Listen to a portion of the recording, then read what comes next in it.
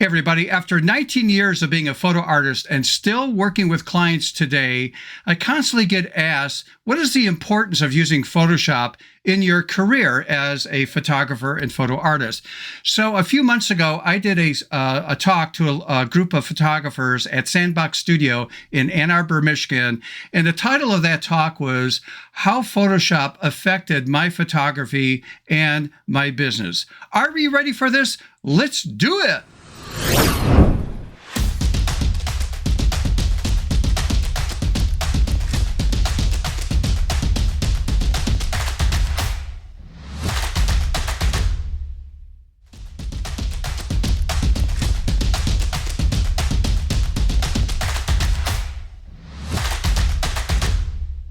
Hey everybody, welcome back to my channel. If you're new to the channel, this is dedicated to photography and as a photo artist. With that out of the way, let's get into our program. And that was a few months ago, I gave a talk to a group of photographers in Ann Arbor, Michigan. It was at Sandbox Studios.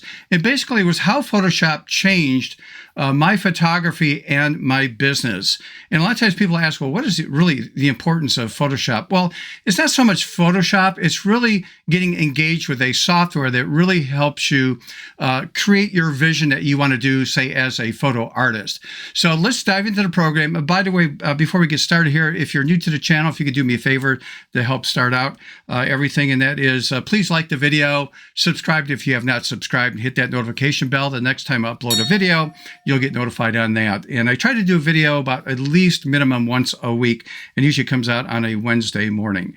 Okay, so with that out of the way, let's jump into the program. And the topic of that day was, again, how Photoshop changed my photography and business.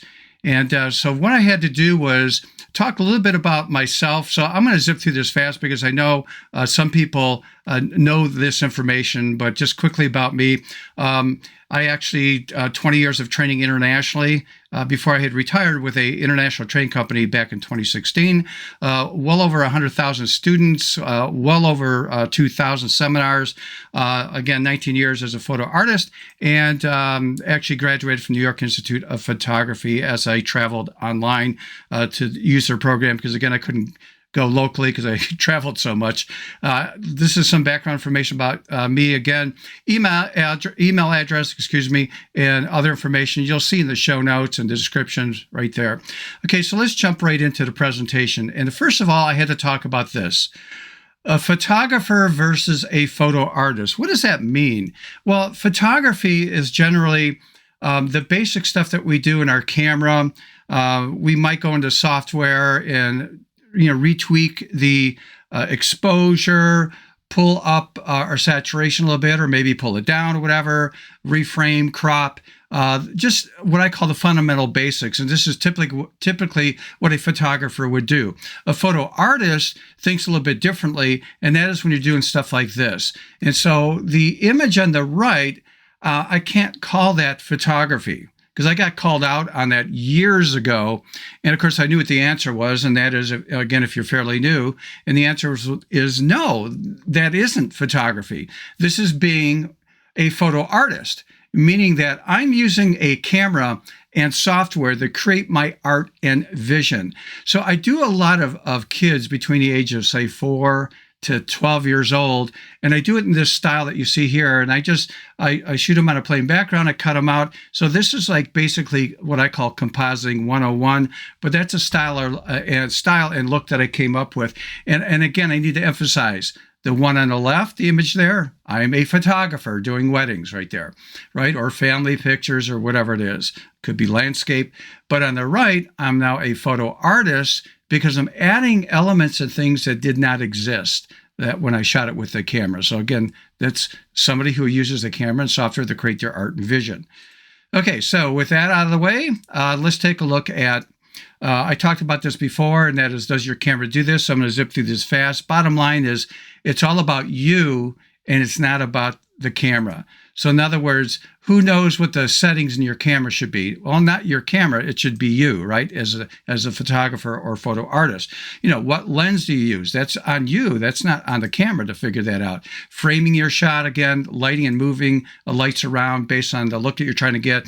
What kind of modifiers are you using? The way you process your image in the software. And another person had pointed out, I should add another thing there, and that is printing. Because printing, if you own your own printer, on a high-end side, printing is part art and part, say, technical. And so you have to know those two really well. And of course, that has nothing to do with the camera, right? That has to do with you. So these are things that are important to talk about, that basically it's you as a photographer or photo artist means far more than the gear that you are using or the camera that you're using, okay? Because camera gear today, the last few years, has just been awesome. Okay, so with this out of the way, let's jump to our next slide, and that is, okay, Steve, I want to learn Photoshop, okay? I'm passing on information that was taught to me years ago when I was learning Photoshop, and by the way, as a disclaimer, I still am open-minded to learning different techniques and stuff in Photoshop. But to be honest with you is, when you are doing certain type of photography work, you start picking up the same tools that you use over and over again. You get really proficient with it. Bottom line is you find that you might use 15% of the power of Photoshop. You're not going to use all these other things that are in the program because, again, a lot of the stuff there is really put in for graphic illustrators and designers. It's not for photographers, okay? It's like the Swiss Army knife of software right here, and that is Photoshop. So this is what I was taught. So I'm just the messenger on this. 3 basic categories to consider when you're learning Photoshop. Number 1 is just Photoshop basics, and that's slanted for photographers. In other words, when I shoot my images and stuff, now I want to tweak and modify that a little bit. So I open that up in Photoshop.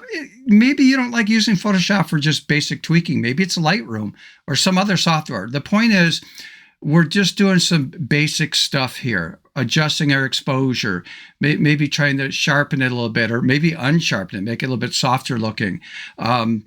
Saturating the colors more, desaturating. I mean, what you're doing, bottom line, is you're just tweaking the image, and that would be Photoshop basics. Okay, you're wearing the hat of a photographer. Okay, the second category is overlays and textures, and I should add another word there called elements. I'll give you an example of that a little bit later. But this is where you start to become a photo artist because you're adding textures and objects and elements and overlays in an image that never existed before. So you can't call that photography. You are now a photo artist based on your vision. You're using the concept of, again, overlays and textures. Now, I'm going to give you examples of those in a few minutes. And then the third area of Photoshop is compositing. And again, this is for photo artists. And basically what it means is I have to learn to photograph a subject a certain way with the lighting that I want, cut them out, and put them into a different background, and do all the things I've learned in compositing basics, and that is color matching, blending, all this other stuff. So basically it looks like the subject belongs to that background right there. So these are the 3 different, say, categories of using Photoshop. You might only be, interested in number 1, and that is just the basics for a photographer. You don't have an interest in moving into a photo artist category or, doing the compositing, that kind of stuff. So again, these are just choices, but again, I was a messenger on this, and this is what I was taught over the years, that when you're learning Photoshop, these are the 3 basic categories. So I always tell people that if you got the basics down, you understand, how to open up an image in Photoshop, you know how to adjust the exposure, you know what basic masking is, and how that works, then you are ready to move into overlays, textures, and then going into the third category, and that is compositing. So let's take a look at this, these different categories. Before I do that, I want to talk about this makes or breaks a person right here. And that is, I've discovered over the years of doing workshops and seminars that you have 2 categories of people that attend these. You have people that are very serious about this, and then you have people that are very curious about the content. typically the bulk of the audience always falls into curious.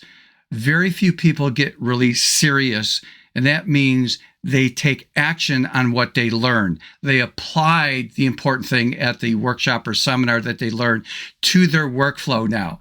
They got serious with it. Other people go, oh my gosh, this was so great. I learned a lot. And after 5-6 days down the road, they forgot most of everything that they were shown, and they haven't even, gone out and started applying what's important to them that they've learned. So there's a difference between, again, serious versus curious. And I always fell on the serious side. I mean, when I'm investing my time and money to go to a workshop, it's coming out of my back pocket. Yeah, I'm serious. I'm not going there just to be curious and have a good time. Yes, there's social aspects. You will have a good time, that kind of stuff. But I follow up with action when I get back. So I don't know where you fit on this spectrum. I'm just saying that, when I teach things, I'm giving away, I can't say trade secrets because this was taught to me, especially on the business side, but I just know in my heart that most people are just going to fall into the curious side. I'm trying to tell you, let's get serious and don't worry about doing a whole bunch of things. Pick 1 or 2 things that really stood out that you learned and beat it to death. Practice it, get over, do it over and over and over again. And then it will be part of your repertoire. Okay, so with that all the way, let's jump into the next slide here. And that is, here's an example of just working in Photoshop basics. And that is, I did a high school senior shoot, and now I just want to jazz that up because this is going into the yearbook, and this is what mom picked, and this is what I want to do. So there's a little bit before and after. Same thing here, just an image of a model. I just want to jazz that up a little bit in Photoshop. Okay, nothing high end here.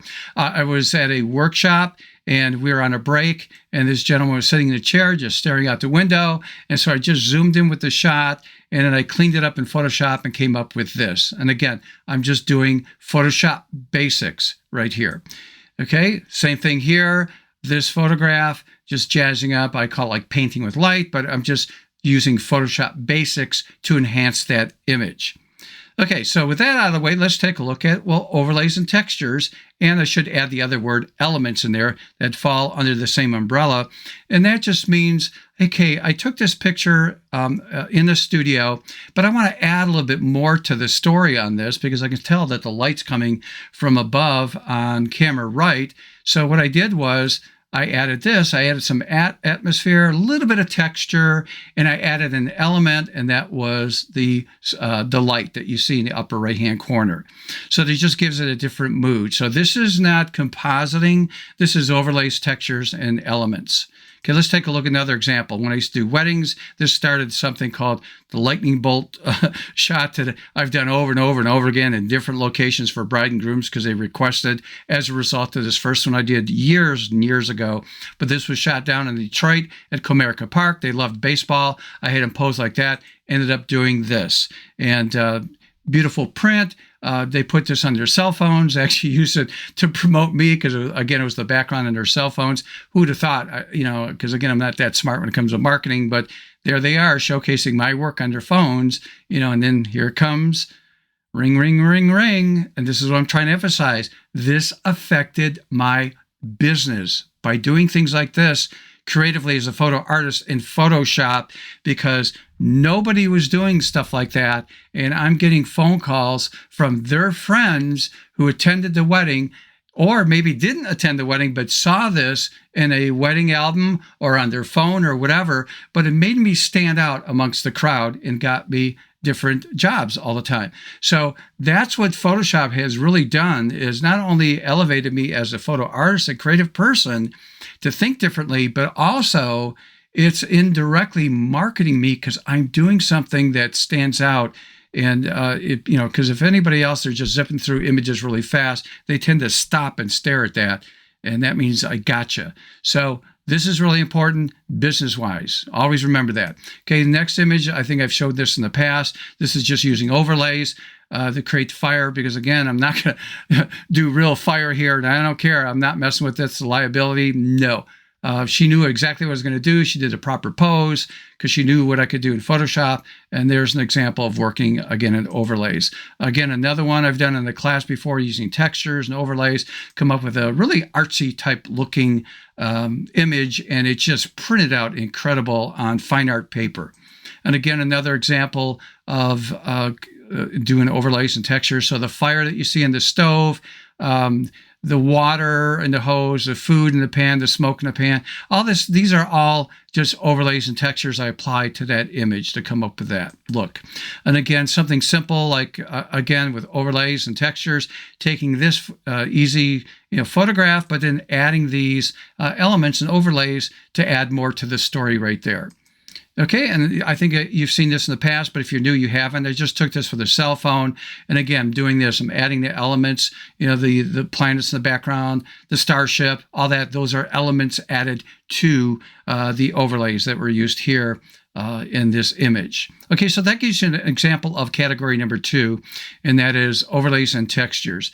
And then moving into the last category, and that's compositing, and that's where I'm taking a photograph of somebody, the subject, to cut them out of a plain background and putting it into a custom background that I've created, or maybe I've purchased and have the rights to using over and over again. This is something I've created, influenced by Norman Rockwell. I do a lot of these kid type of looks. I love doing this over and over again. I've done hundreds of these, but this is just examples of compositing. Basic Compositing 101. Here's something I did. This is back in 2020. We know what was happening there, right? So I can just call up. They open up the garage. I had everything set up, call them. The daughter in this example came out. I was just doing a test shot. You can see the way things were set up. Plain green background there. Subject there, pre-focused on a tripod. There's my light you see on the far right side with a reflective umbrella. I did the few shots I needed. Done. She went back in the house. I folded everything up, called the client up, let them know I'm finished. They closed up their garage. So did a lot of that in 2020. In fact, that day I did 7 children from 3 different families. So the point is, doing stuff like this to create artwork like that makes me stand out. So business-wise, again, these are canvas prints. And they're obviously 16 by 20 prints. I do large prints or larger, and it's like having my business card on the wall. So again, the skill of creating things in Photoshop and doing now compositing as a category affected my business. It just helped. It was just word of mouth that I was getting calls from mothers who wanted me to photograph their children in this kind of style. Same thing right here. I was at a rally event, and this guy got a brand new Corvette. This was back in 2020, and he wanted me to take a picture. And it's like, well, okay, nothing fancy there, but I decided, you know what? I'm going to cut that out, challenge myself, and put it into a background. So I did Compositing 101, and this is what I came up with. And again, if you know car people know other car people, and they typically, are used to seeing pictures like I just showed you, something like that might be framed in their house or the garage. But when you see stuff like that, their buddies and friends go, who did that? That's really cool. Here we go again. Ring, ring, ring, ring. If you get into a group of car people, man, they are clients for you if you can do some work like this. Basic Compositing, again, 101. And this is the importance of building your skills, again, in Photoshop. Here's another one, again, high school senior. You saw his formal shot that went to your book. So he wanted a gaming one. He saw some past projects I did of gamers. So this is the shot in the garage, plain background, sitting there. And this is the background that we were working with. He didn't like the TV set, so he wanted it really on a gaming computer. So we had to get the gaming computer out, flip it upside down, because we wanted that area with the light in the front side to be seen there. So the other side was plain. So we just flipped it upside down. I took the photograph, and this is what I applied into the image. And again, large print that was framed. But as a gamer, let's talk business right now. Gamers know gamers. And again, he had a low-res image I gave him for social media. Ring, ring, ring, ring. I'm getting phone calls from mothers whose sons were friends with Nicholas here, and again, wanting their high school senior pictures being taken because they wanted a gaming one like this also. So again, it's marketing. So doing things beyond just basic Photoshop stuff for photographers, doing things as a photo artist, whether it's overlays and textures or compositing 101, you are pushing yourself to a different degree, and it's just indirect marketing. It helps your business because people see things that you could do that other photographers don't. Okay, so you stand out. Okay, another example here, the update on a portfolio for a model. Lighting was on the far right side, strip light, if I remember right, and another one that was in front of me a little bit, subdued, but again, most of the light's coming from the right side, and this was part of the compositing I did. So again, this is not photography. This is being a photo artist doing compositing. And then the last one was a small company, Shipwreck Distillery in Kaysville, Michigan. I was up there visiting, and again, I'm not a product shot person, but I decided, you know what, I'm going to take a photograph of the bourbon that I bought and do a simple composite here. And the guy that owns the place just loved it, got a large print. And again, an example of compositing 101. So let's talk about, again, if you're going to get started learning Photoshop, and I'm throwing a lot of different tips and techniques for you guys on the channel. But one of the things I want to talk about here is please remember, if you're fairly new to Photoshop or really want to focus on things, there's 3 broad categories to work on in Photoshop. And that is just basic stuff that I use as a photographer, because Steve, that's all I want to do. I want to be a photographer. I don't want to be a photo artist. So just learn the fundamental basics of Photoshop. That's what you focus on. You don't need to know all the other stuff that you would have to, say, learn and know when you get into a photo artist and start saying, hey, I'd like to do compositing, or hey, I'd like to do, the second category, and that is overlays and textures, which is the easiest, by the way, transition. So that would be the second category. And then again, the third one, again, you're still as a photo artist, and that is understanding and learning compositing 101. So think of those 3 areas. That's what I was taught. So I'm the messenger on that. If you learned anything, if you could do me a favor again, like the video, subscribe if you have not subscribed, hit that notification bell. If you have any questions, please email me right here at stephenphotoartist@gmail.com. Again, my email address is in the show notes for you guys. And until next time, see ya.